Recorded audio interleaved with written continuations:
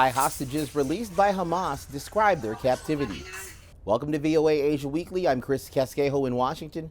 That story's just ahead, but first making headlines.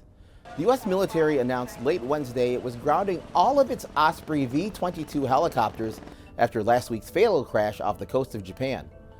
The U.S. Air Force said on Tuesday it has located the remains of 6 of the 8 crew members and identified all 8.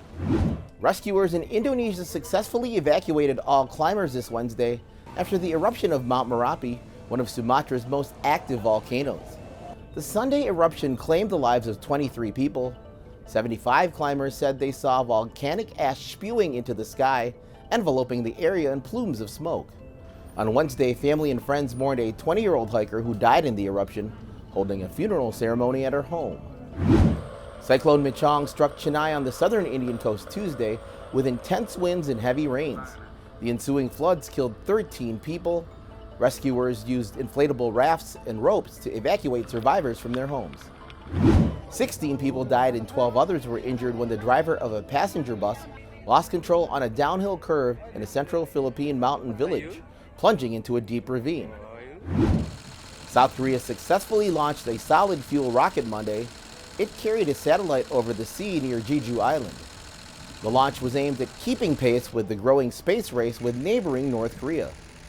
Seoul officials stated that the satellite will serve civilian purposes, including environmental monitoring.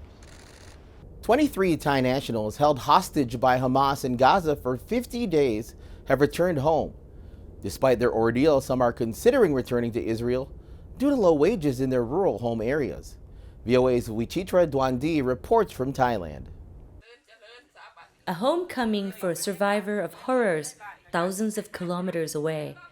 Wishin Temtong started working on an Israeli avocado farm just 6 days before Hamas militants stormed Kibbutz Sa'ad, killing 7 other Thai migrant workers.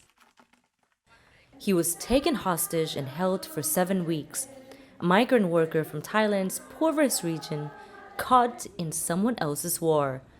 He returned with 23 other Thais, freed during the now lapsed ceasefire, but 9 more remain captive. I've had the warmest welcome from everyone. They've been coming to see me every day since I returned. It brought me to tears. My wife told me everyone's been following the news. I had no idea, as I didn't see the light of day for nearly 2 months. I'm just so happy to be back. Over 30,000 Thais worked in Israel before the Hamas assault. 39 Thais died in the raid, with 32 taken hostage in the bloody chaos. Wishian is from Thailand's rice-producing Isan region, where average farm wages are $10 a day. In Israel, Thais can earn up to $1,700 a month. Overseas work can be life-changing for Isan people, allowing migrants with little education to build a home or send their kids to college. Hamas' kidnapping of Thai migrants has cast a spotlight on the poverty of millions of people in the Southeast Asian country. As she waited at the airport for her cousin Komgrit Chombua to return from Israel, Pianat Puchuti said Thailand's low wages make overseas work inevitable for Isan's people. My cousin just wanted to give his family a better life, give them a home, money. Now safe and at home, Komgrit has also left the door open to return to the overseas workforce. I'm so happy to be back. It feels like I've been reborn. The whole village has welcomed me back. Hard choices remain for Thailand's poorest people.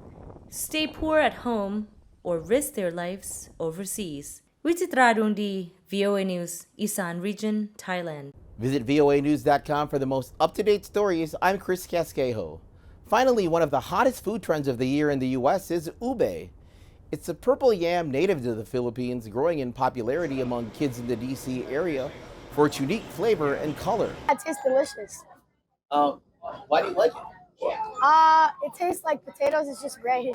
But unlike in the Philippines, where ube is usually served in sweet dishes, an increasing number of Filipino-American restaurants are using ube in dishes that aren't sweet.